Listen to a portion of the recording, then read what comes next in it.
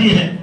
कि चुनाव बार बार कराने में इसका बोझ किसके ऊपर जाता है, तो निश्चित तौर पर वो व्यापारी होगा, वो किसान होगा, वो नौजवान होगा, गरीब होगा, अमीर होगा, लेकिन उसी के ऊपर ये खर्च हो जाता है। क्योंकि जो भी भरपाई होती है वो हम लोगों के द्वारा इसकी चिंता करने वाला अगर कोई है तो देश के प्रधानमंत्री यशस्वी नरेंद्र भाई मोदी जी ने है इसको पहल किया था। मुझे याद है कि जब अपने अटल बिहारी वाजपेयी जी की सरकार भी एक ओर से गिर गई थी, अगर ये स्थिति होती तो नहीं होता, लेकिन निश्चित तौर पर तब कहा था अटल जी ने अपने सदन में,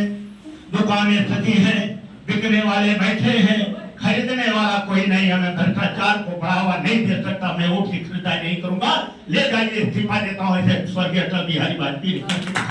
लेकिन इसी नाते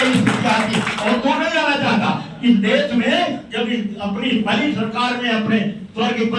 श्यामा प्रसाद मुखर्जी जी मंत्री थे, लेकिन जब उस सरकार में एक देश में दो निशान दो संविधान चला तो उन्होंने कहा एक देश में दो निशान दो संविधान हमको नहीं मंजूर, में इस्तीफा दिया था और इसकी लड़ाई लेकर के चलाया था। निश्चित तौर पर कहीं आंदोलन में बलिदान हो गए, लेकिन हमारे आज जैसे नरेंद्र भाई मोदी जी, अटल बिहारी वाजपेयी जी सारे कार्यकर्ता मिल करके इसको साकार करके दिखाया और निश्चित तौर पर कहते थे जहां हुए बलिदान मुखर्जी वो कश्मीर हमारा है, तो निश्चित तौर पर मोदी जी ने कर दिखाया कश्मीर नहीं पूरा का पूरा सारा का सारा हमारा है करके दिखाया निश्चित तौर पर।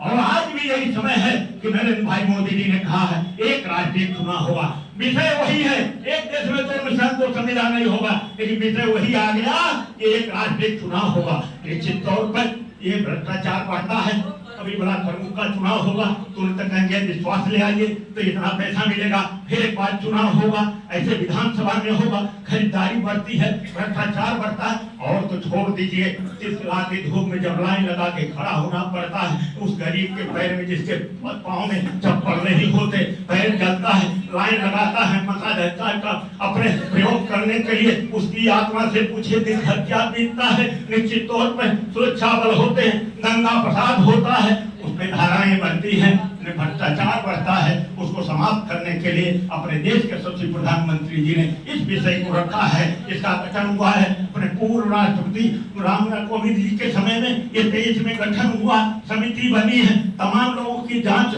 और रिपोर्ट आए हैं, तमाम लोगों को किया गई है, जिसमें 80% लोगों ने कहा है एक राज्य एक चुनाव होना चाहिए, ये तय हुआ है। आज सब लोगों के बीच में माननीय सांसद जी का एक कार्यक्रम सांसद संवाद के रूप में है, सारा विषय सांसद जी का है। मैं आप सभी